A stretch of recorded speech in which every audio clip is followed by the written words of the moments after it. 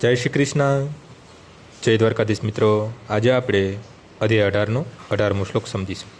જ્ઞાનમ ક્ષેયમ પરિજ્ઞાતા ત્રિવિધ કર્મ ચોદના કર્ણમ કર્મ કર્તેતિ ત્રિવિધ કર્મ સંગ્રહ. જ્ઞાન, ક્ષેય તથા જ્ઞાતા આ ત્રણેય કર્મના પ્રેરક બળ છે. ઇન્દ્રિયો, કર્મ તથા કર્તા આ ત્રણ કર્મના સંઘટક છે. રોજના કાર્ય માટે ત્રણ પ્રકારના પ્રેરક બળ હોય છે: જ્ઞાન, ક્ષય તથા કર્તા. કર્મના ઉપકરણ, સ્વયંકર્તા તથા કર્મ આ ત્રણેય કર્મના સંઘટક કહેવાય છે.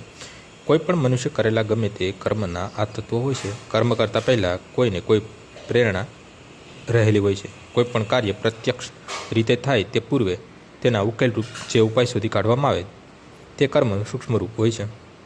ત્યાર પછી તે ક્રિયાના રૂપમાં ધારણ કરે છે. પ્રથમ મનુષ્યને વિચારવા, અનુભવ તથા ઈચ્છા કરવા જેવી માનસિક પ્રક્રિયાઓમાંથી પસાર થવું પડે છે અને તે પ્રેરણા કહેવાય છે. અને આ પ્રેરણા એક સરખી હોય છે.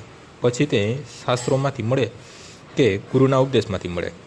જ્યારે પ્રેરણા થાય છે અને કરતા હોય છે ત્યારે સર્વ ઇન્દ્રિયોના કેન્દ્ર એવા મન સહિત બધી ઇન્દ્રિયોની મદદથી વાસ્તવિક કર્મ સંપન્ન થાય છે. કોઈ કર્મના સર્વ સંઘટકોને કર્મસંગ્રહ કહેવામાં આવે છે. આજનો શ્લોક અહીં પૂર્ણ થાય છે. આવતીકાલે ફરીથી સવારે 6 વાગ્યે મળીશું. જય શ્રી કૃષ્ણ.